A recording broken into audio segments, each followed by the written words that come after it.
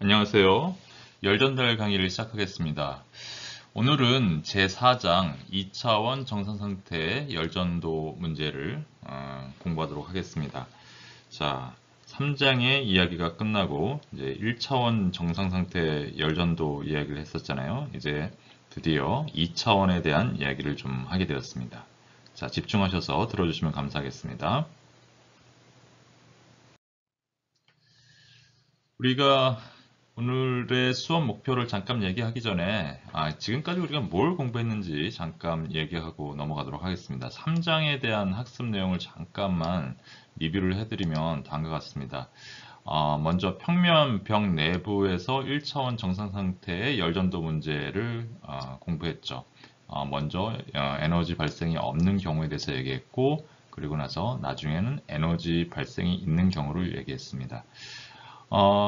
이 열전도 문제를 푼다는 것은 결국은 열 확산 방정식의 해를 구해서, 즉 온도의 분포를 구해서 그거를 푸리에의 법칙에 대입해서 열 전달률을 계산할 수 있다라는 그런 과정을 우리가 밟아가는 것이었죠.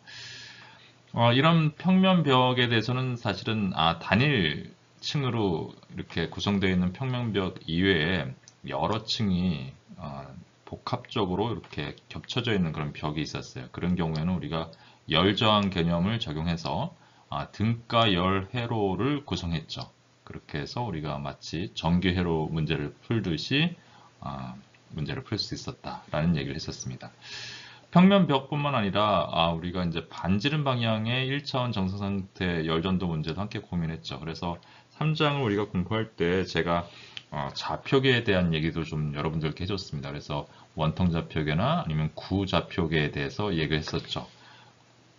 그리고 이 경우에도 역시 에너지 발생이 없는 경우와 에너지 발생이 있는 경우로 이렇게 나누어서 문제를 한번 같이 풀어봤었습니다. 마지막으로 3장의 내용의 그 파트는 뭐였냐면 확장 표면이라고 하는 개념이었는데요. 즉 핀에 대한 그런 얘기였죠. 그래서 핀을 우리가 1차원 정상 상태 열전도로 가정하고 문제를 푸는 그런 기법들에 대해서 얘기했습니다. 사실은 이게 굉장히 복잡한 얘기였지만 우리가 횡단면적이 균일한, 그러니까 그 면적이 일정한 경우에 핀에 대해서 열전도 방정식을 유도했었고, 그 핀 끝이 간단한 경계 조건, 예를 들면 굉장히 무한히 긴 핀이라든지 아니면 일정한 온도를 갖고 있다든지 뭐 이렇게 해서 문제를 푸는 그런 해를 구하는 그런 얘기를 좀 했었습니다. 그리고 나서는 핀의 성능을 어떻게 정의할 것인지에 대한 개념으로서 여러분들과 함께 핀의 유용도와 핀의 효율에 대해서 얘기했죠. 그리고 핀은 사실은 단일한 그런 핀이 한 개 이렇게 설치되는 것이 아니라 여러 개의 핀이 배열로 설치된다라고 얘기했고, 그런 경우에는 총합 표면 효율을 어떻게 구할 수 있는지 그 접근 방법에 대해서 여러분들과 마지막으로 이야기를 나누었었습니다. 이렇게 해서 이제 3장의 1차원 열전도, 정상 상태의 열전도 얘기를 이제 했었는데요. 4장에서는 우리가 2차원 정상 상태의 열전도에 대한 얘기를 할 겁니다. 그래서 오늘의 수업 목표는 2차원 정상 상태 열전도에 대한 일반적인 현상에 대해서 여러분들에게 좀 먼저 설명을 드릴 겁니다. 그러니까 여러분들도 제가 설명드린 내용을 보시고 2차원 열전도가 어떤 거다라는 건 여러분들이 좀 자신 있게 설명할 수 있어야 될 것 같고요. 그리고 이제 2차원 정상 상태 열전도의 해를 구하는 방법으로서 우리가 애널리티컬 솔루션, 다시 말해서 엄밀한 해를 구하는 방법론으로 변수분리법이라는 것이 있는데요. 그 변수분리법을 우리가 한번 적용을 해보도록 하겠습니다. 자, 여러분들 재밌는 얘기들이 기다리고 있습니다. 다만 약간 좀 수학적으로 복잡해 보이긴 하는데 제가 최대한 상세하게 풀어놨으니까요. 설명을 들으시고 이해할 수 있도록 한번 노력해 보시기 바랍니다. 자, 그럼 지금 시작하겠습니다.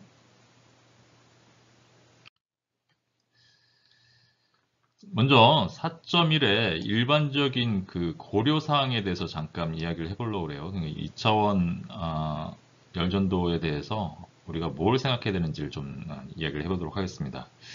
우리가 3장에서 얘기했던 거는 문제들을 아주 단순화할 수 있는 그런 경우였죠. 그래서 1차원으로 단순하게 접근할 수 있는 그런 경우를 제외한다면 대부분의 열전도 문제는 형상들이 굉장히 복잡하고 그 다음에 온도의 경계 조건들이 다 난해하기 때문에 1차원 가정으로 설명하기에는 대부분의 경우는 힘들다.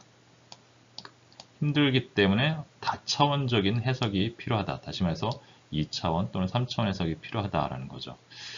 3차원 해석을 하려면 굉장히 또 복잡해지니까 우리가 먼저 간단하게 2차원에 대한 얘기를 하고 그 2차원을 접근하는 방식 중에 우리가 나중에 이제 수치적인 접근을 얘기할 겁니다. 그래서 3차원의 문제를 우리가 손으로 푼다는 것은 조금 어려움이 있으니까 이 4장에서는 그 2차원에 해당하는 아주 간단한 문제에 대해서 좀 이야기를 해보려고 해요. 그래서 이런 다차원의 해석은 어떻게 할 것인가 라는 걸 얘기를 좀 해보려고 합니다. 이제 아래 그림이 아주 간단한 2차원의 열 전도 문제예요. 그래서 요 내부에서 우리가 열이 전도된다라고 생각하는데 요 윗부분이 우리가 이제 그 단열이 되어 있다라고 이렇게 생각하면 됩니다. 여기가 단열이 되어 있고 요 밑부분도 단열이 되어 있습니다. 위아래가 단열이 되어 있고 반면에 이 옆에 있는 요 면은 일정한 온도로 이렇게 되어 있는 거예요. T1으로. 그리고 요 측면도 우리가 T2로 일정하게 되어 있는데 T1과 T2는 온도가 다르죠. 그래서 T1이 온도가 높아서 이쪽으로 이렇게 열이 흘러가는 그런 모양을 상상해 보시면 되겠습니다. 그래서 결국은 얘가 이제 왜 그러면 얘가 2차원적인 형상을 가질까라는 그런 얘기를 좀 해야 되는데요. 사실 윗면과 아랫면이 단열이기 때문에 그러면 여기 어떤 이제 등 온선이 존재하는데 여기 단열이기 때문에 요 지점에서는 우리가 온도의 기울기가 0이 돼야 돼요. 그래서 여기서 온도의 기울기가 0이 돼야 되죠. 그래서 얘가 보시면 이렇게 오다가 여기 이렇게 기울기가 죽는 모습을 보이죠. 그래서 단열이라서 등원선을 그어보면 보시는 것처럼 윗면과 아랫면에서는 기울기가 0이 돼야 되고 그러면은 이 중간 어딘가에서는 곡률을 가지는 그런 모양의 그 곡선이 생길 것이다 라는 거죠. 이렇게 우리가 직선의 모양으로 되는 것이 아니라 이런 모양으로 되는 것이 아니라 보시는 것처럼 여기랑 그 다음에 여기에 이런 모양이 있기 때문에 이렇게 기울기가 0이 되기 위해서는 여기 어딘가에 곡률이 존재해야 된다라는 거죠. 자, 그러면은 이렇게 등원선이 보시는 것처럼 이런 곡률을 가지게 되고 그렇게 곡률을 가지면 우리가 이제 열이 어떻게 흘러갈 거냐라는 거죠. 열이 흘러가는 걸 우리가 열 유속이라고 했는데 열 유속은 앞에서 여러분들과 함께 얘기했던 것처럼 이렇게 온도의 구배 벡터, 즉 온도의 기울기 벡터의 마이너스 방향이다라고 했죠. 그래서 이거는 우리가 어떤 이야기를 했냐면은 그래서 얘는 그 등원선에 대해서 수직한 방향으로 이렇게 온도가 흘러간다라고 했죠. 기울기가 가장 빠르게 변화하는 방향으로 열은 흘러간다라는 거죠. 그래서 등원선에 대해서 수직한 방향이 돼요. 그러면 결국은 이 가운데에서 이렇게 곡률을 갖고 있기 때문에 등원선 자체가 열이 흘러가는 방향도 이렇게 휘어지는 그런 모양이 되겠죠. 그렇죠? 그래서 이런 곡선의 모양이 있기 때문에 얘가 수직한 모양으로 이렇게 모든 면에서 이렇게 나가려고 그러면 결국은 얘도 곡선이 돼야 된다. 그래서 연류속의 방향은 여러분들도 아시다시피 온도의 등원선의 수직한 방향인데 이거는 우리가 연류속 벡터 자체가 온도 구배 벡터의 온도의 기울기 벡터의 성분들로 구성되어 있죠. 그래서 이런 식으로 우리가 앞부분에서 2장이랑 3장에서 얘기를 했었습니다. 그래서 연류속의 벡터는 우리가 연류속 벡터의 X방향 성분과 Y방향의 성분이 벡터 합으로 우리가 방향이 결정된다 라고 이렇게 생각하실 수 있다라는 거죠. 그러다 보니까 온도가 이렇게 기울어진 곡률을 갖고 있기 때문에 결국은 연류속의 방향도 이렇게 곡률을 가져야 되는 이러한 모양이 된다라는 겁니다. 자, 그래서 이런 열유선, 그래서 이 히트 플로우 라인은 요 라인은요 열의 흐름의 방향이랑 열이 흘러가는 방향이랑 같기 때문에 열이 이 방향으로 이렇게 흘러간다는 거죠. 그래서 어떤 열이 이렇게는 흘러가기는 어렵다 이런 거예요. 열 유선을 가로질러서 열이 전도되지는 않고 우리가 어떻게 흘러간 요 방향으로 이 열 유선의 방향으로 우리가 열이 흘러간다. 그래서 이 열 유선은 우리가 방금 전에 말씀드린 것처럼 열이 여기를 이렇게 가로지를 수가 없기 때문에 우리가 이거를 단열선이라고 합니다. 그래서 아디아벳이라고 이렇게 용어로 표현하기도 한다라는 거죠. 이러한 기본 컨셉을 갖고 조금 더 얘기를 해보겠습니다. 그러면 이제 우리가 그 전도 해석의 목적이 무엇이냐라는 거죠. 전도 해석의 목적이. 그렇게 한다면 우리가 앞에서 이미 3장에서도 했었어요. 3장에서 한 거에 뭐냐면 다시 한번 여러분들이 이제 머릿속에 되돌아보면 우리가 에너지 보존 방정식으로부터 열 확산 방정식을 구해서 그 열 확산 방정식에서 온도 분포를 해석했습니다. 그래서 우리가 제일 먼저 했던 거는 전도 문제에서 제일 먼저 했던 거는 온도 분포를 해석한 거예요. 그래서 이 아래 이 그림에서 각각의 위치, x, y라는 그 위치에 어느 한 특정한 점이 딱 주어지면 그때 온도가 얼마냐라는 것을 우리가 알아내면 이게 전도 해석의 이게 가장 첫 번째 목적이었다 이 말이죠. 그래서 문제에 맞는 적절한 형태의 열 확산 방정식을 우리가 선택을 해서 그 방정식을 풀어서 그 해의 결과로 온도의 분포를 얻는 것이 이제 첫 번째 목적이었죠.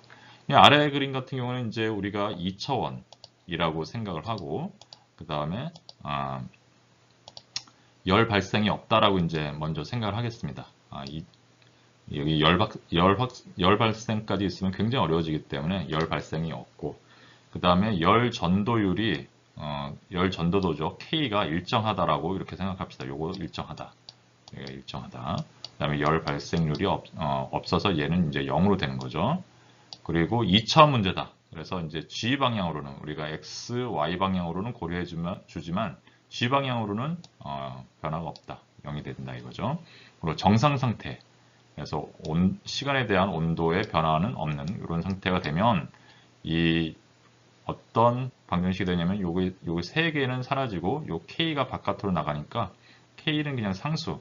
여기 균일하다고 그랬으니까 일정한 값이니까 바깥으로 나가면 결국은 양변을 K로 나눠주면 이러한 그 방정식이 되는 거죠. 그래서 첫 번째는 적절한 형태의 열 확산 방정식을 우리가 선택을 하는 거예요. 그래서 이 문제를 풀어서 온도를 계산할 수 있어야 되는 거죠. 이게 첫 번째 전도의 목적, 전도 해석의 첫 번째 목적입니다. 그리고 나서는 우리가 뭘 구하냐면은 열 확산 방정식에서 구한 온도로부터 열 유속을 계산하는 거죠. 무얼로? 푸리에의 법칙으로. 푸리에의 법칙으로 우리가 이걸 구하는 거죠. 얘는 결국은 이거였죠. 마이너스 K 그레디언트 벡터 온도 T 이런 식으로 계산할 수 있었죠.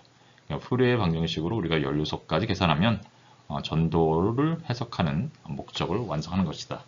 이건 지난 3장에서도 제가 반복적으로 여러분들께 말씀드렸어요. 그러니까 수식이 굉장히 많이 나오다 보니까 여러분들이 수식에 매몰되지 않도록 우리가 뭘 하는 거다라는 걸 이제 계속 얘기했었죠. 이거는 2차원의 열 전도 해석을 할 때도 똑같은 방식으로 이제 문제를 푸는 겁니다. 자, 그러면 결국은 이 열 방정식으로부터 온도 분포를 어떻게 구할 것이냐라는 겁니다. 2차원에서. 자, 2차원의 문제는 조금 좀 어렵습니다. 그래서 그 문제를 접근하는 방식이 한 3가지 정도로 우리가 접근하는데 첫 번째는 해석적인 방식이에요. 해석적인 방식. 이거는 그러니까 어널리티컬한 솔루션을 구하는 거죠. 그래서 우리가 그렇게 구한 솔루션을 exact 솔루션이라고 하고요. 엄밀한 해라고 해서 엄밀해라고 이렇게 이야기를 합니다. 근데 사실은 이런 exact 솔루션을 구하는 것은 그렇게 단순하지가 않아요. 먼저 이게 예를 들어서 열 발생이 있다거나 그러면 또 문제가 굉장히 복잡해지고 그래서 구하기 어렵고 그래서 먼저 형상이 간단해야 되고 경계 조건도 단순해야 됩니다. 그런 경우에 우리가 엄밀한 해를 구할 수가 있게 되죠. 그래서 보통의 경우에는 최근엔 수치적인 방법을 사용합니다. 그래서 컴퓨터를 활용해서 컴퓨터의 수치적 기법을 사용하죠. 이제 유한차분법이라든지 아니면 유한요소법, 아니면 경계요소법 등의 방법 등을 사용합니다. 그래서 제가 다음에는 우리가 유한차분을 이용해서 수치적으로 푸는 방법들을 제가 간단하게 좀 설명을 드리려고 해요. 이렇게 해석적인 방법으로도 안 되고 과거에 이런 컴퓨터를 활용할 수 없었던 시절에는 도식적인 방법으로 온도를 구하기도 했습니다. 그래서 말씀드린 것처럼 이런 그래프를 한번 그려보는 거죠. 그래서 우리가 이 열 유속은 온도의 수직한 방향으로 이렇게 흘러간다라는 그런 개념을 갖고 하나하나 그림을 그려보는 거죠. 이렇게 해서 도식으로 그림을 그려서 우리가 온도를 구하는 방법이 있는데, 이런 경우에는 이것도 역시 단순한 경계 조건의 2차원 문제에 대해서만 적용 가능한 거죠. 3차원이 되면 우리가 그림을 그려서 평면 내에서 그림을 그릴 수가 없으니까 굉장히 어려운 그런 문제가 되고, 2차원에서만 가능하고, 그것도 경계 조건이 아주 단순해야지만 이런 문제를 풀어낼 수가 있는 것이죠. 자, 그래서 오늘은 사실은 이 해석적인 방법에 대해서 조금 이렇게 접근해 보려고 합니다. 자, 그래서 이제 해석적인 방법을 좀 여러분들께 설명을 드리려고 해요. 사실은 엄밀한 해를 구하는 해석적인 방법, 어널리티컬한 그런 어프로치는 이게 2차원 편미분 방정식을 푸는 거란 말이에요. 앞에서 이제 얘기를 했었죠. 2차원 편미분 방정식을 구하는 것이기 때문에 이게 아주 단순한 그런 기하학적인 형상이랑 경계 조건에 대해서만, 복잡한 경계 조건이라든지 아니면 형상이 굉장히 복잡하다든지 이러면 이게 풀기가 어려워요. 그래서 아주 단순한 기하학적 형상이랑 경계 조건에서 얘가 온도 분포가 어떻게 분포하는지, 그리고 얘를 풀 수 있는지 그런 것에 대해서 좀 잠깐 제가 설명을 좀 드리도록 하겠습니다. 오늘 강의의 핵심 내용인 거죠. 그래서 이제 아래 그림처럼 아주 얇은 직사각형 평판이라고 이렇게 생각해 보세요. 그래서 2차원 열전도가 발생하는, 그래서 요 x와 y의 그런 평면에서 수직 방향으로, 그러니까 이 여러분들이 보시고 있는 이 스크린을 뚫고 들어가거나 아니면 뚫고 나오는 그런 온도 구배는 그런 열은 없다. 다시 말해서 그쪽 방향으로는 온도 구배가 없다. G 방향으로는 온도 구배가 없는 그런 2차원 열전도를 이제 생각을 해봅니다. 그래서 굉장히 이제 경계적 이런 형상, 이런 네모난 직사각형의 이러한 형상뿐만 아니라 경계 조건도 단순해야 돼요. 그래서 이제 가장 대표적으로 쓰이는 것이 한쪽 면의 온도만 다르고 이 T2만 요 온도가 다르고, 나머지 세 면, 요 제가 파란색으로 이렇게 표시한 여기는 다 T1으로 이렇게 온도가 같다라고 하는 아주 대표적인 2차원 열 전도의 그 엄밀한 해를 구하는 그런 문제가 될 것 같아요. 이런 게 있다라고 생각해 봅시다. 그래서 여기만 이제 히팅이 되는 거죠. 그래서 T2로 여기 일정하고, 그래서 얘가 열이 어떻게 전달될 것이냐라는 거죠. 그래서 이런 경우에 이제 T2는 T1이랑 다른 그런 온도 조건을 가진다라고 이렇게 생각해 보겠습니다. 자, 이 문제를 풀기 위해서, 문제를 간단하게 풀기 위해서요, 어떻게 하려고 하냐면, 표준화된 온도라는 개념을 적용하려고 합니다. 표준화된 온도는, 결국은 이 내부에서 온도는 T1에서, 얘가 T2가 크다고 생각하면 T1에서 T2 사이에 어떤 값을 가질 거예요. 이 온도는. 그래서 얘 T1과 T2 사이의 요 크기로 모두 다 노멀라이제이션을 하는 겁니다. 그러니까 모든 점에서, 어떤 점에서든지 T1을 빼서 T2-T1으로 나눠주면 얘는 이 범위가 0부터 1 사이에, 그래서 0과 1 사이에 있는 어떤 표준화된 온도로 우리가 문제를 풀려고 합니다. 이렇게 되는 경우에는 얘가 이제 한번 어떤 식으로 전개되는지 한번 해보겠습니다. 자, 그래서 결국은 얘를 이러한, 원래 앞에서 제가 그 2차원이고 열 발생률이 없고 그 다음에 정상 상태이고 그 다음에 열 전도도가 상수인 이러한 문제에서 이러한 열 확산 방정식이 이렇게 세타라는 표준화된 온도를 적용하면 어떻게 되는지 한번 이걸 먼저 고쳐보도록 하겠습니다. 그래서 세타를 여기 이제 세타를 보니까 이제 세타도 역시 x와 y의 함수예요. 이게 t가 x와 y 함수니까 2차원이니까 이제 더 이상 x 또는 y 하나에 대해서만 우리가 의존하는 것이 아니라 x, y 두 변수에 대해서 의존하는 것이죠. 이런 경우에 이제 세타가 만약에 x, y에 대해서 미분하면 어떻게 될 것이냐라는 거죠. 자, 그러면 x에 대해서 미분해 봅니다. 세타를. 그러면 여기 보시면 t2-t1이라는 요 값은 상수예요. 그래서 요거는 상수로 이렇게 앞으로 하나 이렇게 t1분의 t2-t1분의 1 이렇게가 나오고요. 그 다음에 여기를 이제 위에 분자를 우리가 미분하면 라운드 x분의 라운드 t 그리고 t1은 고정된 값이에요. 그래서 라운드 x분의 라운드 t1 하면 얘는 0이죠. 얘는 상수니까. 그래서 남는 거는 라운드 x분의 라운드 t가 되죠. 자, 근데 우리가 알고 싶어 하는 거는 여기 라운드 x 제곱분의 라운드 제곱 t예요. 요거를 알아야 되니까 요걸 한 번 더 x에 대해서 미분해 줍니다. 그러면 x에 대해서 미분해 주면 좌측은 라운드 x 제곱분의 라운드 제곱 세타 이퀄 요거는 그대로 상수니까 그대로 상수 그대로 써주시고요. 요걸 x에 대해서 한 번 더 미분해 주면 라운드 x 제곱분의 라운드 제곱 t 이렇게 되죠. 그래서 세타에 대해서 x에 대해서 두 번 편미분을 하면 이러한 관계식이 나오는구나 라고 이제 생각하실 수가 있겠죠. 자, 그러면 세타를 y에 대해서도 또 한번 편미분 해봅니다. 그러면 첫 번째 처음 편미분을 하면 앞에서 했던 거랑 똑같이 t2-t1은 상수니까 t2-t1 분의 1 그 다음에 y에 대해서 이 분자를 미분하는 거죠. 그러면 라운드 y분의 라운드 t t1은 상수니까 미분해 버리면 0이죠. 요거를 한 번 더 미분하면 우리 라운드 y 제곱분의 라운드 제곱 t를 우리가 구할 수 있죠. 그래서 한 번 더 미분합니다. y에 대해서 똑같이 앞에 있는 요거는 그냥 상수 취급해서 그대로 나오시고 요거가 한 번 더 미분돼서 라운드 y 제곱분의 라운드 제곱 t 이렇게 되겠죠. 그래서 이렇게 세타의 x에 대한 편미분, 두 번 편미분, y에 대한 두 번 편미분 값이 2차 편미분 값이 이렇게 된다는 걸 우리가 구해낼 수가 있겠죠. 그러면 우리가 원래 갖고 있었던 온도 t라는 거에 대한 원래의 편미분 방정식은 이거였어요. 여기다 한번 대입을 해봅니다.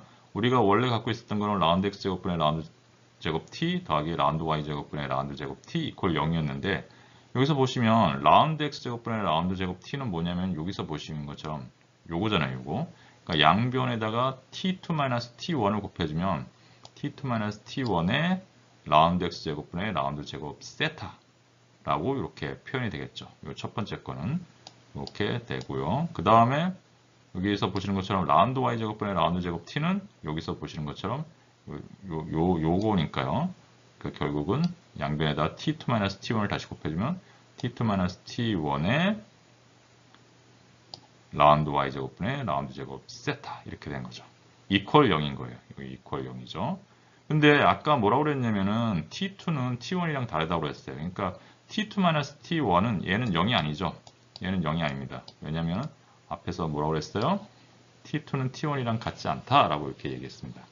그러니까 양변을 t2-t1으로 나누면 얘를 나누면 이쪽은 0이니까 나누면 이렇게 사라지고요.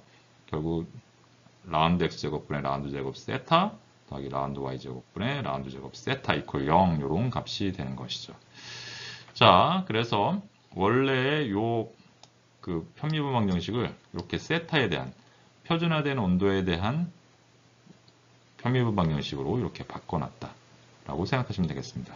자, 이걸 갖고 어떻게 할 건지 한번 뒤에서 다시 또 이야기를 해보겠습니다.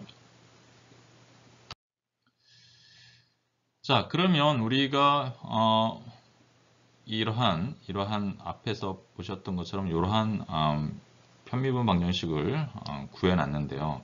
이러한 편미분 방정식으로부터 우리 이걸 풀려고 그러면 결국은 경계 조건이 돼야 되잖아요. 그래서 표준화된 온도에 대해서 우리가 새롭게 편미분 방정식을 유도했는데 보시는 것처럼 x에 대해서도 y에 대해서도 모두 2차 미분항을 갖고 있어요. 두 번 미분했죠. 따라서 각 방향으로 경계 조건이 2개씩 필요하다는 것은 우리 3장에서도 얘기했습니다. 이거는 1차원일 때도 마찬가지였죠. 그래서 만약에 어떤 방향으로 2차 미분항이 있다. 그러면 경계 조건이 공간에서 2개가 있어야 된다라는 거죠. 그럼 x방향으로 우리가 한번 생각해 보겠습니다. 자, 세타가 t2-t1분의 t-t1이니까 요 x 0에서 x 0에 해당하는 요 면에서는 그렇죠? x 0에 해당하는 요 면에서는 얘가 t1이란 말이에요. 여기 t1을 집어넣으면 t 대신에 t1을 집어넣으면 분자가 t1-t1이에요. 그래서 얘는 그냥 세타 0이 됩니다. 그렇죠? 반면에 x L에 대해서는 y가 무슨 어떤 값을 갖든 상관없어요. x가 그냥 모두 다 L이기 때문에 전체 요 라인이기 때문에 x L에서는 어떻게 되냐? 이게 t1이란 말이에요. 여기 t1 집어넣으면 분자가 0이 돼요. 그래서 세타는 이때의 값도 0이 돼요. 그래서 x 0에서의 세타 값은 0이고 x L에서의 세타 값도 0입니다. 이게 두 개의 경계 조건이 되는 거죠. 반면에 여기서는 여기 y 0에서 y 0이죠. x 값이 어떤 값을 갖든 상관없이 y가 0이면 어떻게 되냐? 이게 t1이란 말이에요. 여기서의 온도는 t1 집어넣으면 분자가 t1-t1에 대해서 이거 0이 되죠.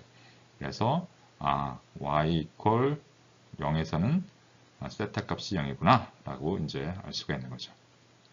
반면에 y w에서는 어떻게 되냐? 여기서는 t2라고 했단 말이에요. t2. 그래서 t 대신에 t2를 넣어놓으면 t2-t1을 t2-t1으로 나눈 거죠. 그래서 얘는 0이 아니라 1이 된다라는 거죠. 그래서 경계 조건은 보시는 것처럼 4개의 경계 조건을 우리가 구했어요.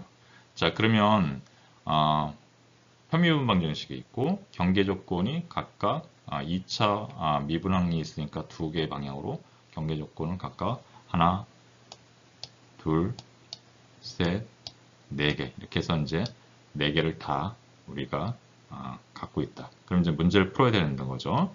자, 그럼 이제 문제를 어떻게 풀 거냐라는 그런 이제 문제에 봉착하게 되는데요.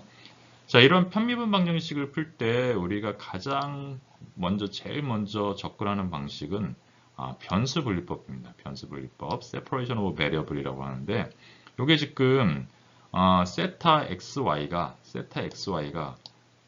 어떤 모습을 가질 거냐, 어떤 함수적인 형태를 가질 거냐라는 거를 이제 추측을 하는 거죠. 추측을. 그래서 어떻게 생각하냐면 이렇게 먼저 생각해 봅니다. x에만 의존하는 함수 large x라는 함수랑 y의 위치값에 대해서 우리가 변화하는 그러한 함수 large y가 있어서 이거의 두 개의 곱으로 large x와 large y라는 함수의 곱으로 우리가 표현할 수 있다라고 가정하는 겁니다. 가정을 일단 해보는 거예요. 이게 풀릴 수 있는지 없는지는 풀어봐야 돼. 그래서 일단은 변수분리법으로 가정을 해보는 겁니다. 그래서 이 변수분리법을 간단하게 설명하기에는 여러분들 공학수학에서 공부를 하셨을 거라고는 생각이 되는데요. 간단하게만 설명하면 변수분리법은 미분방정식의 해를 구하는 그런 방법 중에 첫 번째 방법이죠. 그래서 변수가 분리될 수 있다라고 가정을 하고 이제 우선 적용해 본 뒤에 실제로 얘가 분리가 되는지 검증을 해봐야 되죠. 분리가 되면 이 가정에 맞는 것이고 분리가 안 되면 변수분리법으로는 문제를 풀 수가 없는 그런 문제가 되겠죠. 그래서 이 경우에는 먼저 변수분리법을 이렇게 적용을 해서 일단 한번 적용해 보시자라는 거죠. 자, 적용을 해 보면 이렇게 됩니다. 자, 세타 xy가 large x, large y의 곱으로 이렇게 되어 있으니까요. 요거를 원래 요 식에다가 한번 이 세타에 대한 우리 편미분 방정식에다 대입해 봅니다. 자, 세타를 x에 대해서 미분했어요. 자, 이걸 x에 대해서 미분하면 x는 어떻게 됩니까? 얘는 large x는 x만의 함수예요. 그래서 얘는 x에 대해서 미분을 해주면 됩니다. 근데 large y는 뭐예요? x의 함수가 아니에요. y만의 함수입니다. 그래서 얘는 이때는 상수가 돼요. 자, 그래서 요 첫 번째 요거를 구할 때 y는 상수예요. 그래서 상수로 앞으로 나오고 결국은 이 large x를 x에 대해서 두 번 미분해 주는 거란 말이에요. 그래서 x에 대해서 두 번을 미분해 주는데 얘는 보시는 것처럼 x만의 함수예요. y의 함수가 아니에요. 그렇죠? x만 알면 알고 있는 거기 때문에 얘는 x에 대해서 미분을 해주는데 두 번 미분을 해주는데 이제 더 이상 편미분이 아니라 완전 미분, 상미분이 되는 거죠. 그래서 dx제곱, 라운드가 아니라 dx제곱, d제곱 x 이렇게 되는 거죠. 그래서 large x를 x에 대해서 두 번 미분해줬다. 근데 상미분이다. 편미분이 아니다라는 거죠. 이걸 이제 기억하시고요. 자, 반면에 요 두 번째 항, 세타를 y에 대해서 두 번 편미분한 건 뭐냐? 자, 그러면 요걸 y에 대해서 편미분하면 large x는 y에 대한 함수가 아니에요. 당연히 여러분들 아시는 것처럼. 왜? 그렇게 가정을 했어요. 가정을 했는데 나중에 그 가정이 맞는지 틀린지 확인만 해보면 되는 거니까. 자, 일단은 가정을 해봅니다. 얘는 당연히 상수 취급하죠. y에 대한 함수가 아니니까. 그래서 상수 취급하고 요 large y를 y에 대해서 미분합니다. 근데 large y는 x에 대한 함수가 아니라 y에 대한 함수예요. y에만 의존하는 함수입니다. 그러니까 이때 y에 대해서 미분하는 것은 편미분이 아니라 완전 미분이에요.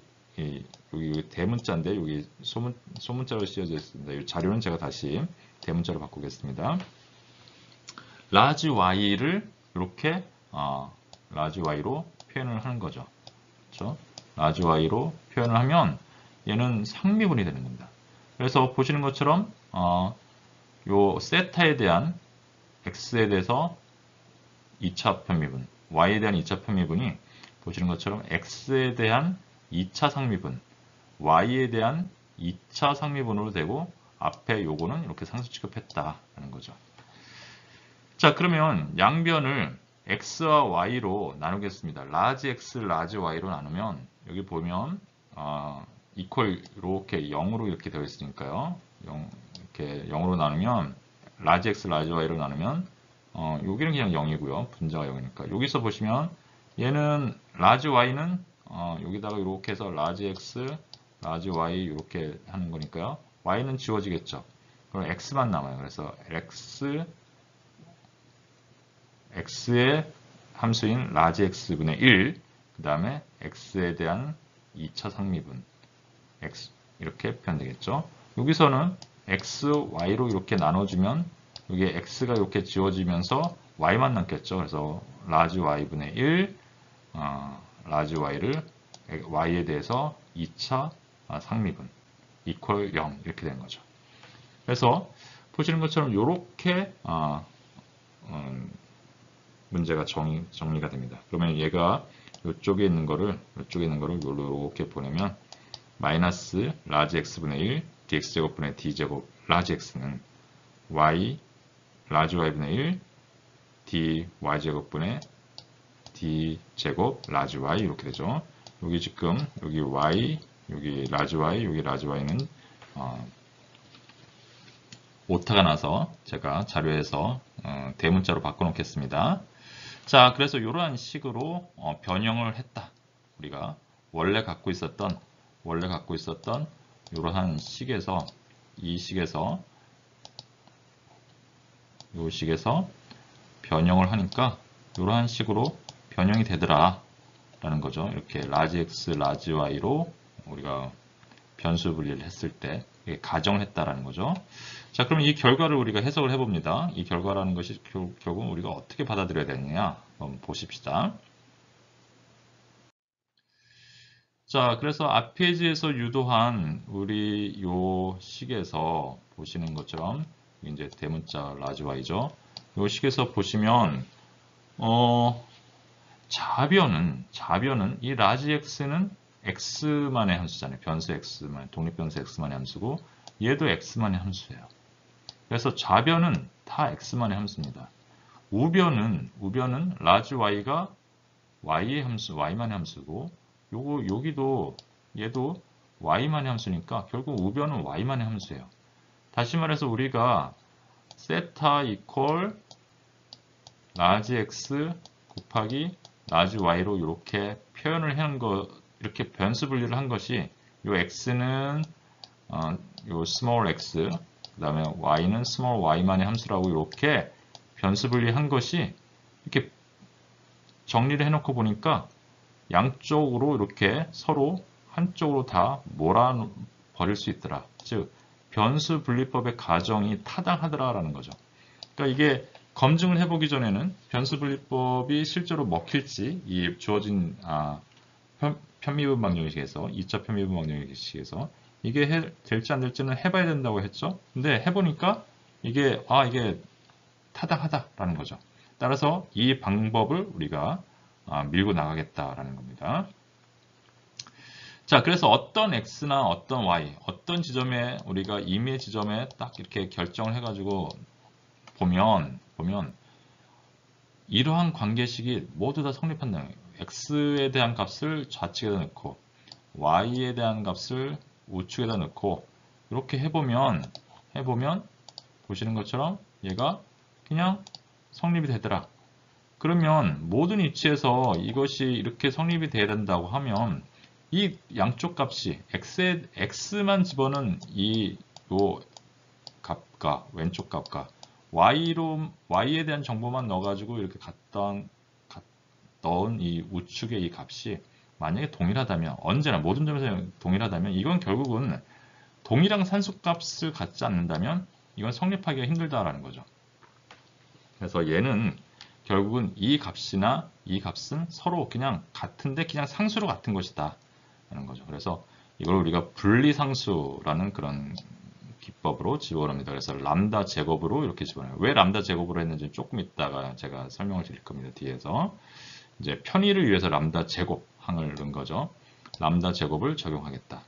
그러면 어떻게 되냐면은 이게 equal 뭐냐고 하면 equal 해서 람다 제곱이라고 했단 말이에요. 람다 제곱 이렇게 하면 얘는 먼저 얘 우측에 있는 얘랑 이렇게 놓고 보면 마이너스 라지 x 분의 1 dx 제곱 분의 d 제곱 x는 람다 제곱 이렇게 되니까 양변에다가 라지 x를 이렇게 곱해주면 되겠죠. 그럼 여기 분모는 이렇게 사라질 거고요. 분모는 이렇게 사라질 거고 여기는 라지 x 이렇게 되겠죠.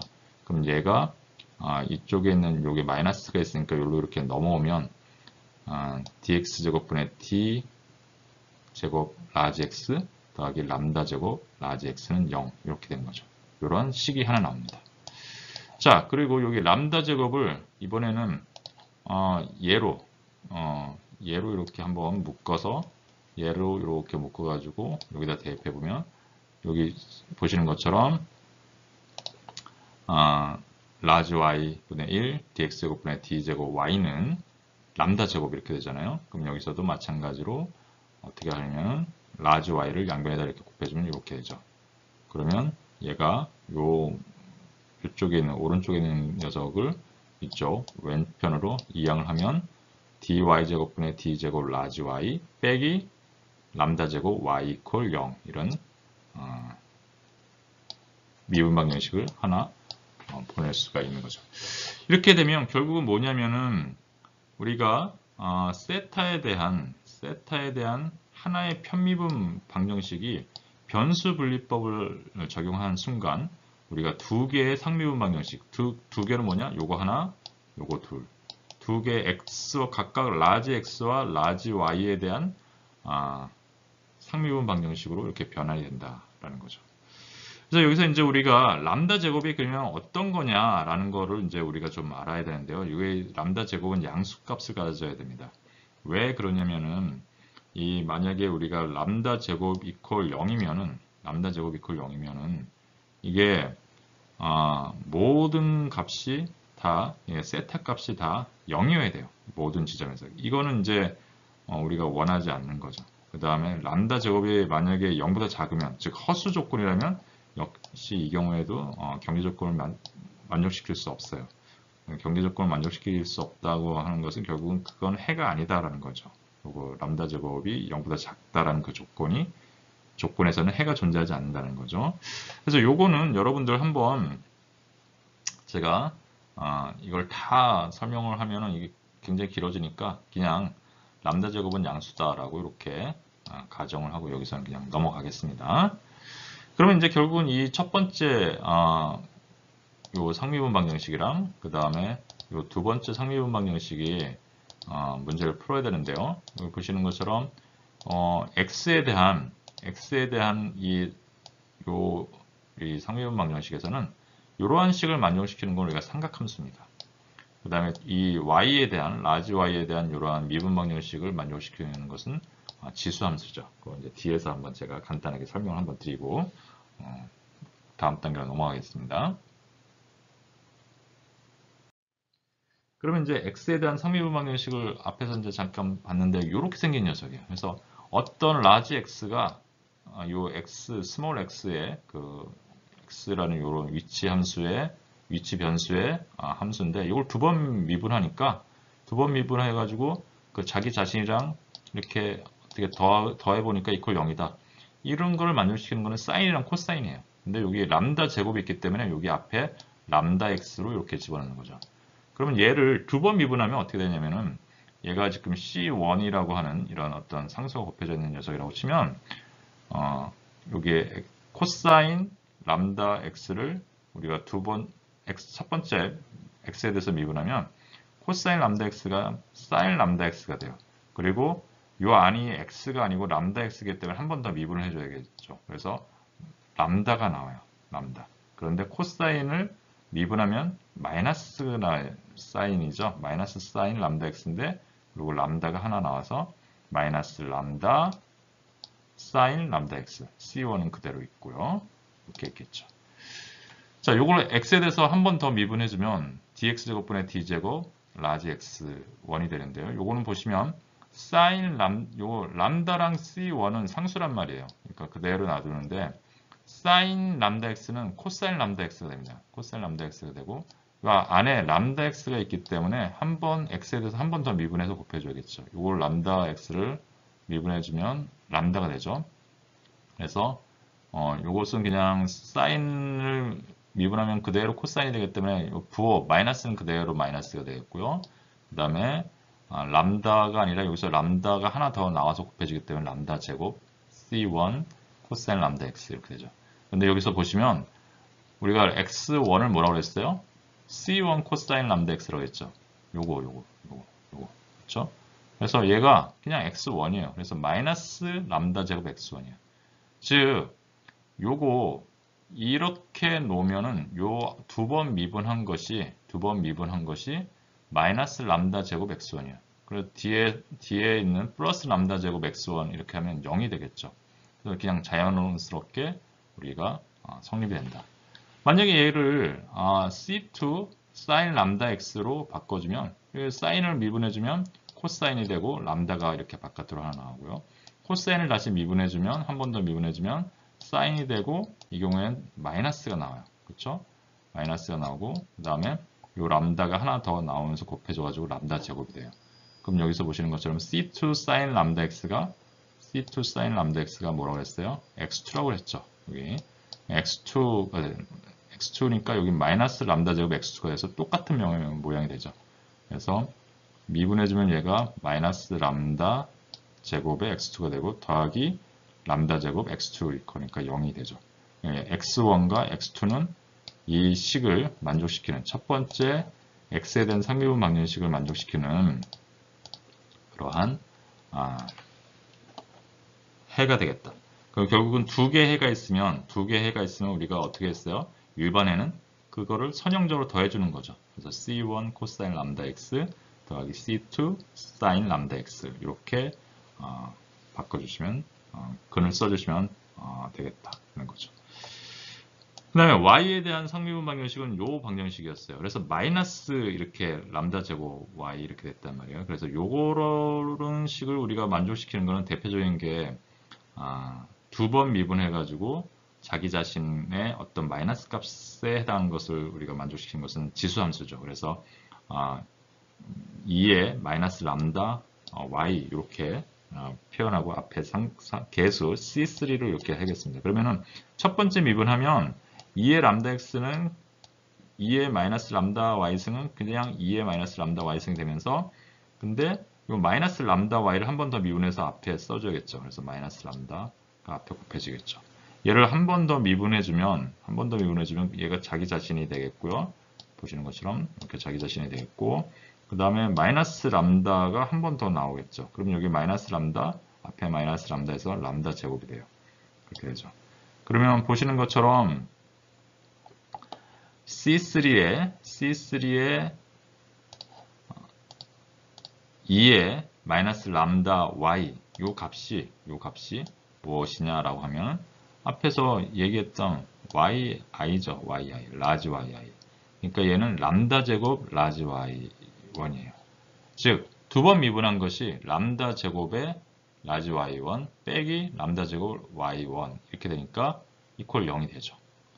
C2인 경우에는 얘가 요걸 우리가 마이너스 람다 제곱에 해당한 거라서 요걸 플러스 마이너스 람다 값이 우리가 이제 여러분들 상미분 방정식에서 배운 것처럼 우리가 캐릭터리스틱 방정식을 그러니까 특성 방정식을 구하면 얘가 d 제곱 마이너스 람다 제곱 이퀄 0이라서 d가 우리가 플러스 마이너스 람다 가 되죠. 그래서 첫 번째 우리가 마이너스 람다를 집어넣은 거고 두 번째는 이제 플러스 람다를 집어넣는 거죠. 플러스 람다를 집어넣으면 이거를 한 번 미분해주면 그냥 2의 람다 y에다가 람다 y니까 얘 y를 에 대해서 한 번 더 미분해주면 람다가 이렇게 바깥으로 나오죠. 이거 한 번 더 미분해주면 그대로 2 람다 y승 그대로 되고요. 람다가 한 번 더 미분돼서 앞으로 나와서 람다 제곱이 되죠. 결국 보시는 것처럼 C4의 람다 2의 람다 y승은 y2 자기 자신이 되죠. 그래서 람다 제곱의 y2. 그럼 여기 두 번 미분한 것이 람다 제곱의 y2고 빼기 람다 제곱 y2 하니까 0이 되죠. 이것도 역시 그러니까 근이 되어야 근이 된다는 얘기죠. 그래서 보시는 것처럼 y에 대한 방정식은 이렇게 지수 함수의 근을 갖게 된다. 지수 함수의 근을 갖게 되기 때문에 결국은 요 두 개의 근을 우리가 선형으로 묶어서 일반해를 이렇게 구할 수가 있겠죠. 그래서 라지 y는 C3 2의 마이너스 람다 y승 더하기 C4의 2의 람다 y승 이렇게 일반해를 구해낼 수 있겠습니다. 그래서 x의 편미분 방정식의 해, 그 다음에 x의 상미분 방정식의 해, 그 다음에 y의 상미분 방정식의 해를 이렇게 두 개를 구해놨어요. 자, 그러면 우리가 원래 라지 x, 라지 y를 구하려고 한 것이냐? 그건 아니죠. 우리가 원래 구하려고 했던 거는 이 온도, 표준화된 온도 세타 xy를 구하고 싶었던 거예요. 그래서 세타 xy는 결국은 라지 x 곱하기 라지 y죠. 그럼 라지 x는 뭐라고요? C1의 코사인 람다 x 더하기 C2 사인 람다 x. 라지 y는 C3의 2의 마이너스 람다 y승 더하기 C4의 2의 람다 y승 이렇게 되죠. 그래서 여러분들이 잘 보시면요. 이게 처음에 우리가 뭘 했었냐면요. 여기에서 요 상수를 람다라고 하지 않고 람다 제곱이라고 이렇게 변수 분리 개수를 람다 제곱이라고 이렇게 놨어요. 여기도 그렇고 람다 제곱으로 놓은 게 이 식을 이렇게 해서 요 플러스 되어 있는 요거를 풀어보고 여기 마이너스에 대한 요걸 풀어보려고 딱 하면 여기 사인이 요건 삼각함수고 얘는 지수함수로 나와서 얘가 미분할 때마다 앞에 요게 하나씩 이렇게 하나씩 나온단 말이에요. 그래서 요 안에 있는 이것의 제곱이 이렇게 나오기 때문에 일부러 여기 이렇게 제곱으로 해준 겁니다. 물론 이걸 람다로 해줘도 돼요. 람다로 하면 얘는 이제 여기가 루트 람다 x가 되겠죠. 여기는 마이너스 루트 람다 y가 되겠고요. 이렇게 되면 이제 루트가 들어가 있으면 귀찮잖아요. 보기에도 답답하고. 그래서 이렇게 요 식을 보고 이 식을 본 뒤에 여기 람다 제곱으로 해놓으면 나중에 우리가 루트 람다 이런 걸 쓰지 않고도 문제를 해결할 수 있겠구나 라고 해서 이렇게 여러분들 이 람다 제곱이라는 분리계수를 사용하는 겁니다. 잘 이해해 주셨으면 좋겠습니다. 그렇게 되면 자 우리가 구하려고 했던 게 뭐라고요? 다시 이제 돌아가면 세타 xy예요. 이 세타 xy에 해당하는 식이 이렇게 되어 있어요. 좀 복잡해 보입니다. 복잡해 보이긴 하는데 얘를 이제 구할 수 있어야 되죠. 뭘 구하냐? 4개의 이 개수를 알아야만 최종적으로 확정을 해야만 우리가 이 근을 구한 거죠. 그래서 이제 경계 조건을 한번 대입해 봅니다. 자, 첫 번째 경계 조건 x 0에서의 요 값을 한번 여기 요 면에서의 값을 한번 집어넣어 봅니다. 그럼 x 0일 때 값을 집어넣으면 보시면 x 0이면 여기 x 0일 때 우리가 0이라고 했단 말이에요. x 0 세타 0 y는 0이죠. 그러면 0인데 그러면 여기다 0을 집어넣으면 코사인 0, 사인 0, 그 다음에 C3 요거는 x에 해당하는 값이 없으니까 그냥 그대로 써줍니다. 이렇게 써주면 사인 0은 0이니까요. 사인 0은 0이니까 그 다음에 코사인 0은 그냥 1이죠. 그래서 여기는 앞에 C1만 남습니다. C1에 곱하기 요 뒤에 요 값인데 여러분들 잘 알고 있는 것처럼 임의의 C3, C4에 해당해서 얘가 이 어떤 y의 값에 대해서도 얘가 성립이 되게 하려고 그러면 equal 0이 되게 하려고 그러면 얘는 C1이 0이 돼야 돼요. 그렇죠? 앞에 이 곱해져 있는 C1이 0이 되면 그냥 뒤에 있는 요 가로 안에 요 있는 값이랑 상관없이 0이 되겠죠. 그래서 C1은 0이다. 라는 이런 요 첫 번째 요 개수가 0이다라는 거죠. 그렇게 해서 첫 번째 개수를 구했습니다. 이 값을. 그 다음에는 어디에다가 집어넣냐면 이번에는 이제 y equal 0 값에 요 지점에서 넣어보는 거죠. 그러면 이제 그때도 세타는 0이에요.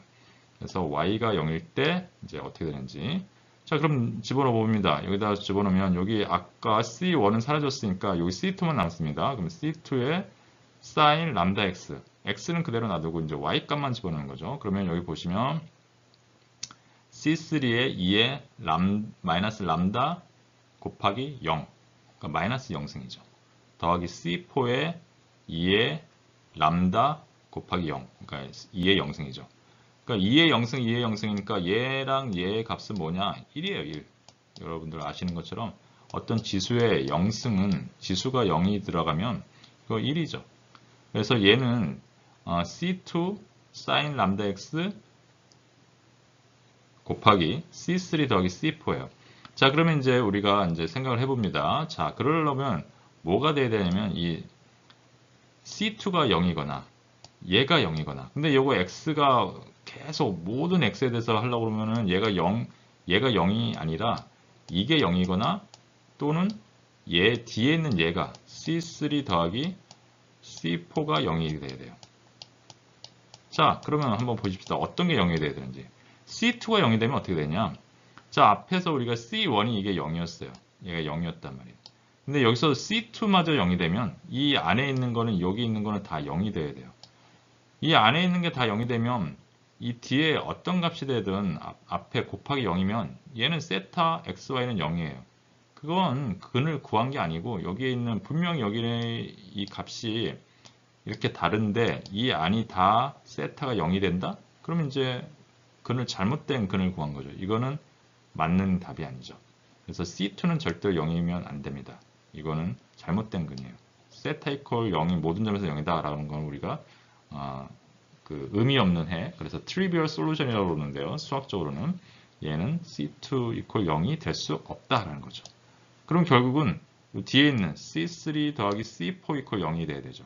그래서 결국은 C3는 마이너스 C4와 같다. 이러한 결론을 얻게 된 겁니다. 자, 그래서 우리 지금 이러한 일반해를 구해서 세타에 대한 일반해를 구해서 경계 조건을 하나, 두 개 적용해 봤습니다. 자, 그럼 나머지 두 개를 더 적용해서 계속 구해봐야겠죠. 자, 다음 페이지에서 적용해 봅니다. 자, 그래서 앞에서 했던 거를 다시 이제 해보면 C1이 0이었어요. 일반회에서 C1이 0이었으니까 요건 이렇게 지워주고요. 그럼 남는 거는 C2 sin 람다 x에다가 그 다음에 C3가 마이너스 C4였습니다. 그래서 마이너스 C4 2의 마이너스 람다 y 더하기 C4의 2의 람다 y승 이렇게 되겠죠. 그럼 C4가 여기 공통으로 있으니까 C2 C4로 묶으면 sin 람다 x 그 다음에 여기는 C4로 묶었으니까 2의 람다 y승 빼기 2의 마이너스 람다 y승 이런 식으로 이러한 관계식이 나오겠죠. 자, 이 관계식에다가 나머지 두 개의 관계식을 한번 넣어 보려고 해요. 자, 그 첫 번째는 x 이퀄 l에 해당하는 아까 x 이퀄 0, y 이퀄 0을 집어넣어 봤잖아요. 이번에는 x 이퀄 l을 집어넣어 봅니다. x 대신에 l을 집어넣으면 여기서는 세타 값이 0이 된다라는 거죠. 이퀄 0이 되는 거죠. 자, 세타의 x 값에다가 l을 집어넣습니다. 그러면 이게 0이 돼야 되는데 그럼 여기다가 l을 집어넣으면 어떻게 돼요? C2, C4는 상수니까 그대로 되고요. sin 람다 x 대신에 l을 집어넣죠. 그 다음에 2의 람다 y승 빼기 2의 마이너스 람다 y승. 여기는 x랑 상관없는 값이에요. 그냥 y죠.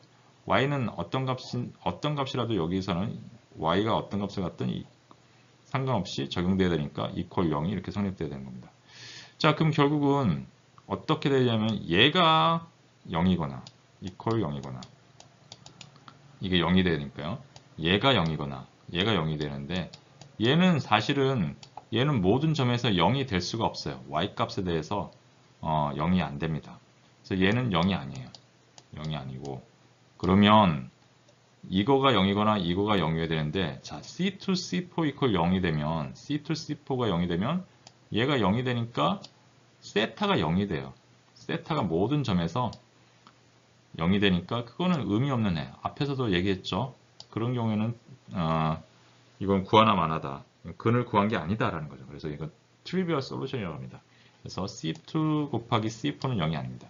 그러면 이거를 만족시키기 위해서는 sin 람다 L 이퀄 0이 돼야 되는 거죠. 얘가 0이 돼요. 자, 그러면 sin 람다 L이 0이 되려면 sin 값이 0인 거는 어떤 거냐면은 그 n파이인 경우에요. n파이. 그러니까 파이에 여러분들 알고 계시는 거죠. 파이의 정수에 해당하는 거죠. 그래서 람다 L이 n파이인 경우에 이게 sin 값이 0이 되겠죠. 자, 그런데 여기서도 이제 한번 좀 생각을 해봐야 됩니다. n이 0이면 n이 0이잖아요. n이 0이면 어떻게 돼요? 람다 L은 우리가 여기 정해져 있는 거니까 람다가 0이 되죠. 람다가 0이에요. 그럼 람다가 0이 되면 어떻게 되느냐? 여기 보시는 것처럼 람다가 0이면 2의 0승 빼기 2의 마이너스 0승. 여기가 무조건 0이 돼요. 이게 0이면 여기다가 이렇게 집어넣으면 얘가 무조건 세타 값이 0이 되는 거죠. 이거는 앞에서도 얘기했잖아요. 세타 xy가 0이면 이거는 의미 없는 해다. 트리비얼 솔루션이다. 따라서 n은 0이면 안 된다. n은 0이면 안 되죠. 따라서 람다는 어떤 값이어야 되냐? 양변을 l로 나누면 l분의 n파인데 0을 제외한 그런 정수값이 되겠죠. 이 마이너스는 우리가 굳이 따지지 않겠습니다. 왜냐하면 여기 있는 거랑 우리가 그냥 그대로 대칭이 되니까 sin 마이너스 람다 이렇게 넣으면 결국 대칭값이 되거든요. 그러니까 여기 그냥 1, 2, 3만 이렇게 생각하겠습니다. 자연수만 생각하겠습니다. 그러면 얘가 람다가 L분의 n파이니까 우리가 세타 xy는 여기서 C2 곱하기 C4 sin 람다 대신에 L분의 n파이잖아요. L분의 n파이 x 이렇게 되겠죠. 그 다음에 2의 람다 대신에 L분의 n파이 하고요. 거기다가 y가 곱해져 있죠. 그래서 분자에 y가 곱해집니다. 그 다음에 여기 마이너스 람다 y니까 얘랑 똑같고 앞에 마이너스만 이렇게 곱해져 있는 이런 형태가 되겠죠. 그래서 이러한 모양으로 우리가 최종은 아니죠. 이게 세 번째 경계 조건을 적용한 것을 우리가 여기까지 이렇게 표현을 해줄 수가 있겠습니다. 이렇게. 자, 그런데 여러분들 이제 여기 제가 이제 요 파란색으로 써놓은 거를 여기 다시 이렇게 봅니다. 앞에서 우리가 했던 것 중에 우리가 핀을 했을 때 핀의 문제를 풀 때 우리가 하이퍼블릭 사인, 하이퍼블릭 코사인의 정의를 한번 여러분들에게 알려준 적이 있어요. 그래서 여기 보시면 여기 지수함수의 지수가 이렇게 서로 같은데 여기는 플러스고 여기는 마이너스예요. 그리고 여기 마이너스예요. 이게 하이퍼블릭 사인의 정의가 하이퍼블릭 y 라는 값은 2분의 2의 y승 빼기 2의 마이너스 y승 이렇게 된 거죠. 그래서 여기는 지금 y 대신에 뭐가 들어가 있냐면은 L분의 m파이 y가 들어가 있는 거예요. L분의 m파이 y. 여긴 플러스, 여긴 마이너스고. 그래서 요거 L분의 m파이 y 마이너스 L분의 m파이 y가 들어가 있는 거고요. 따라서 y 값에다가 L분의 m파이 y를 집어넣으면 되는 거죠. 근데 우리가 여기 있는 거는 지금 뭐냐면은 요 값이잖아요. 요가. 따라서 2의 L분의 m파이 y승 빼기 2의 마이너스 L분의 m파이 y승 요 값. 요 지금 요 파란색으로 있는 요 값이죠. 요거랑 같죠. 얘가 뭐냐? 2 곱하기 하이퍼블릭 사인 L분의 m파이 y다 라는 거죠. 즉 여기 앞에 2가 있고요. 따라서 앞에 C1, C2 곱하기 C4가 있으니까 2 곱하기 C2 곱하기 C4는 요거 다 개수야, 여러분들. 그쵸? 요거 그냥 개수니까 그냥 요걸 C 프라임이라고 새로운 그냥 개수, 하나의 개수로 이렇게 표현하겠습니다. 그리고 sin L분의 m파이 x, 그 다음에 여기 뒤에 있는 요거가 뭐라고요? 2 곱하기 하이퍼블릭 사인에서 2는 이미 여기서 써먹었고요. 여기 sin, 하이퍼블릭 사인 L분의 m파이 y 이렇게 된 거죠. 그래서 x 방향으로는 사인의 이러한 그 사인의 함수 형태로, y 방향으로는 보시는 것처럼 하이퍼블릭 사인의 함수 형태로 이렇게 구해낼 수 있다. 람다는 L분의 m파이는 이렇게 들어가시고요. 근데 n은 어떻게 된다고요? 앞에서 얘기한 것처럼 1, 2, 3 이런 식으로 이제 다 단계별로 다 넣어줘야 되는 거죠. 따라서 이 세타라는 값은 n의 값이 변함에 따라서 무한계가 존재하는 겁니다. 그걸 만족시키는 게 무한계가 존재하는 그런 해가 되는 거죠.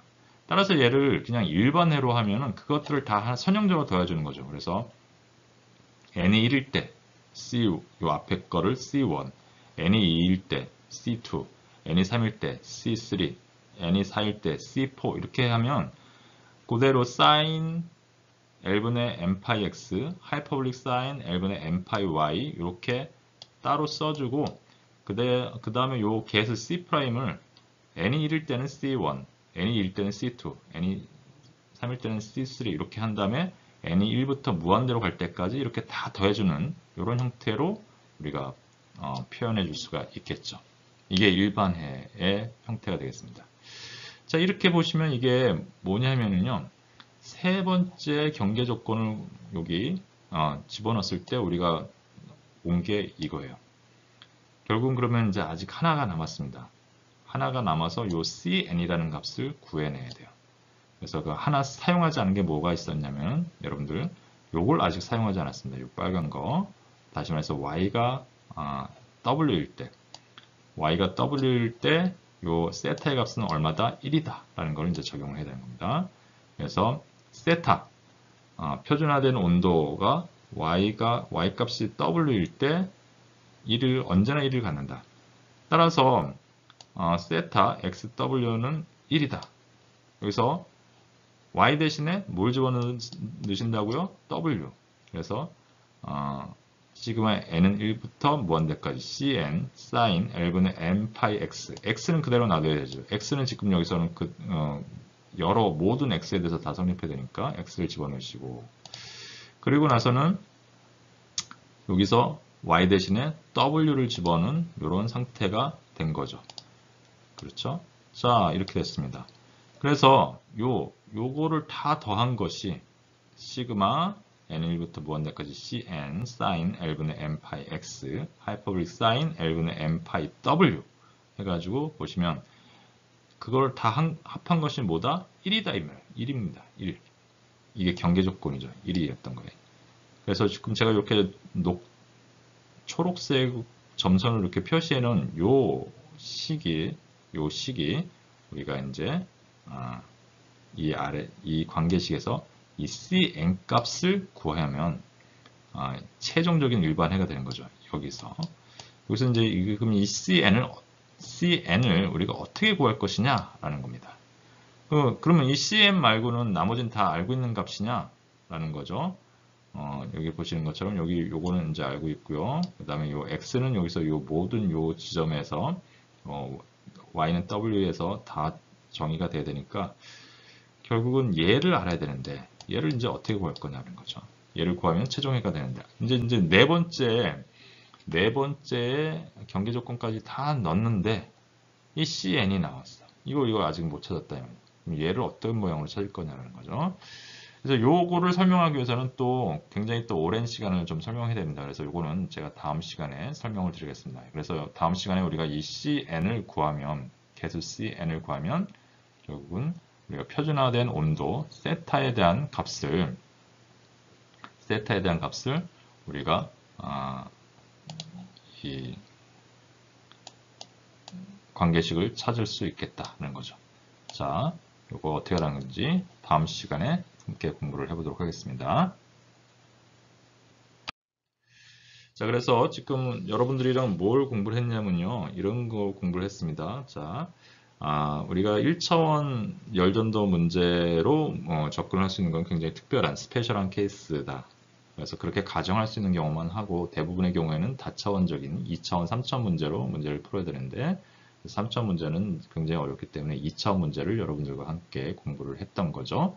그래서 2차원 문제에서 여러분들이 꼭 알아야 되는 근본적인 몇 가지, 그러니까 등원선이 왜 휘는지, 왜 곡률을 갖게 되는지 그런 문제를 좀 말씀을 드렸고, 그리고 나서 그렇게 휘면은 우리가 그 열 유선이라는 것이 역시 함께 휘어간다. 그래서 2차원적인 그런 형태를 갖는다라는 얘기를 했습니다. 그리고 나서는 이제 그러면 그 2차원의 그 문제를 우리가 어떻게 풀 거냐. 결국 열전도 문제를 푼다는 것은 온도 분포를 구하고 그 온도 분포로부터 열 전달률을 푸리에 방정식에서 푸리의 법칙으로 우리가 찾아낼 수 있다는 것인데 결국은 그러면 그 온도 문제를 열 확산 방정식을 적당한 열 확산 방정식을 선택해서 풀어낸다는 거죠.